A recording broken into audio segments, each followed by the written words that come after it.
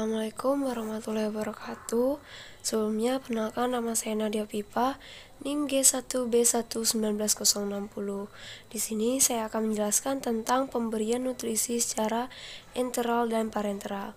Ini adalah tugas dari blok KMB2 dengan dosen pembimbing Nurse Andika Sulistiawan, Eskep Mkep. Yang pertama, pemberian nutrisi secara enteral atau pipa lambung. Nah, pemberian nutrisi secara enteral merupakan tindakan yang dilakukan pada klien yang tidak mampu memenuhi kebutuhan nutrisi per oral atau adanya gangguan fungsi menelan. Nah, tindakan pemberian nutrisi melalui pipa lambung ini dapat dilakukan dengan pemasangan pipa lambung terlebih dahulu, kemudian dapat dilakukan pemberian nutrisi. Selanjutnya, tujuan pemberian nutrisi secara enteral. Nah, yang pertama, untuk memberikan asupan nutrisi yang adekuat atau terpenuhi pada pasien yang belum mampu menelan atau absorpsi fungsi nutrisinya terganggu. Nah, yang kedua, berperan menunjang pasien sebagai respon selama mengalami keradangan trauma, proses infeksi pada sakit kritis dalam waktu yang lama. Ini juga bisa disebut dengan koma. Yang selanjutnya ada indikasi dan kontraindikasi pemberian nutrisi secara enteral. Nah, indikasinya ada 4. Yang pertama, asupan oral tidak adekuat atau tidak terpenuhi. Yang kedua, gangguan ingesti nutrien. Yang ketiga, kegagalan absorpsi dan metabolisme. Yang keempat, wasting yang berat atau pertumbuhan terlambat. Nah, adapun kontraindikasinya ada 3. Yang pertama, ileus atau usus tidak berkontraksi. Yang kedua, obstruksi usus. Yang ketiga, ada pankreatitis berat. Cara pemberian nutrisi enteral atau prosedur pemberian nutrisi secara enteral. Adapun alat dan bahan yang kita butuhkan, yang pertama itu corong, yang kedua spuit 20 cc, yang ketiga pengalas, yang keempat bengkok, yang kelima makanan dalam bentuk cair, yang keenam air matang, yang ketujuh obat-obatan bila ada, yang kedelapan klem, dan yang kesembilan stetoskop. Adapun cara kerjanya, yang pertama, jelaskan prosedur yang akan dilakukan kepada klien. Yang kedua, harus mencuci tangan. Yang ketiga, atur posisi semi-polar atau setengah duduk. Yang keempat, pasang pengalas. Yang kelima, letakkan bengkok. Dan yang keenam, periksa dahulu sisa makanan di lambung dengan menggunakan spuit yang diaspirasikan ke pipa lambung. Yang ketujuh, buka klem atau penutup. Yang kedelapan, lakukan tindakan pemberian makanan dengan memasang corong atau spuit pada pangkal pipa. Yang kesembilan, masukkan air matang kurang lebih 15 cc pada awal dengan cara dituangkan lewat pinggirnya. Yang ke-10, berikan makanan dalam bentuk cair yang tersedia, kemudian bila ada obat-obatan, masukkan dan beri minum lalu diklaim pipa pendunga. Yang ke-11, jika sudah selesai, catat hasilnya atau respon pasien selama pemberian makanan. Yang ke-12, cuci tangan setelah prosedur dilakukan. Yang selanjutnya, pemberian nutrisi secara parenteral. Nah, pemberian nutrisi secara parenteral merupakan pemberian nutrisi berupa cairan infus yang dimasukkan ke dalam tubuh melalui darah, pena baik sentral untuk nutrisi parenteral total atau pena pariper untuk nutrisi parenteral parsial. Nah, pemberian nutrisi melalui parenteral dilakukan pada pasien tidak dapat dipenuhi kebutuhan nutrisinya melalui oral atau enteral. Yang selanjutnya, tujuan pemberian nutrisi secara parenteral. Yang pertama, menyediakan nutrisi bagi tubuh melalui intravena karena tidak memungkinkannya saluran cerna untuk melakukan proses pencernaan makanan. Yang kedua, mempertahankan kebutuhan nutrisi pada klien.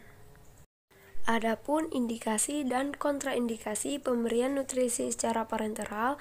Nah, untuk indikasinya itu ada 2. Yang pertama, fungsi saluran cerna yang terganggu sehingga tidak dapat digunakan. Yang kedua, dalam kondisi malnutrisi atau dengan prognosis malnutrisi. Untuk kontraindikasinya juga ada 2. Yang pertama, saluran pencernaan berfungsi dengan baik. Yang kedua, hemodinamik tidak stabil. Adapun metode pemberian nutrisi secara parenteral itu, yang pertama, nutrisi parenteral parsial, pemberian sebagai kebutuhan nutrisi melalui intravena. Nah, sebagian kebutuhan nutrisi harian pasien dapat dipenuhi melalui internal. Nah, cairan yang biasanya digunakan dalam bentuk dextrosa atau cairan asam amino. Nah, yang kedua itu nutrisi parenteral total. Nah, pemberian nutrisi melalui jalur intravena ketika kebutuhan nutrisi sepenuhnya harus dipenuhi melalui cairan infus. Yang ketiga itu lokasi pemberian nutrisi secara parenteral melalui pena sentral dapat melalui pena antikubital dan pena basilika cephalika, pena subclavia, pena jugularis internal dan eksternal, dan juga yang terakhir pena femolaris. Adapun prosedur pemberian nutrisi secara parenteral itu alat-alat dan bahan yang harus kita siapkan. Yang pertama, bag instrumen, yang kedua infuset, yang ketiga aboket, yang keempat handscoon, yang kelima kasa steril, yang keenam kapas, yang ketujuh standar infus, yang kedelapan perlak, yang kesembilan turniket, yang kesepuluh plester, dan yang ke-11 gunting plester, 12 bengkok, 13 jam tangan, yang ke-14 alkohol swab, yang ke-15 cairan sesuai advice atau nasihat dari dokter. Adapun cara kerja dari pemberian nutrisi secara parenteral ini, tentunya perawat harus menyatakan tujuan kepada pasien, yang selanjutnya mencuci tangan, yang kedua diinfeksi penutup botol infus. Nah, yang ketiga masukkan infuset ke dalam botol infus, yang keempat pengatur tetesan infus ditutup, yang kelima menggantungkan botol infus, yang keenam ruang tetesan diisi setengah atau jangan sampai terendam. Nah, yang ketujuh itu selang infus diisi cairan, yang kedelapan memasang turniket di atas spoksimal pena yang akan ditusuk, yang kesembilan letakkan perlak di bawah bagian yang akan ditusuk.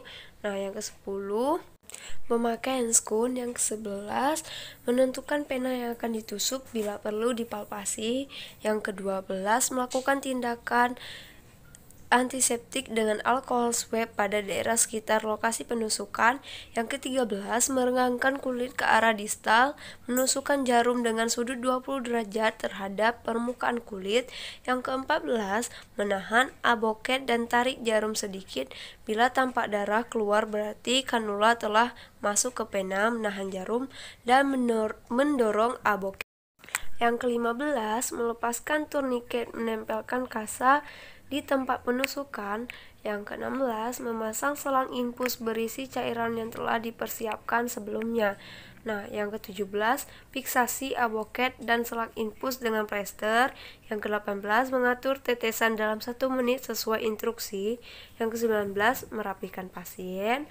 20 mencuci tangan. 21 mencatat atau dokumentasi tanggal dan jam pemberian cairan dan macam cairan yang telah kita berikan. Sekian penjelasan dari saya. Terima kasih telah menonton video ini. Semoga bermanfaat. Assalamualaikum warahmatullahi wabarakatuh. Terima kasih.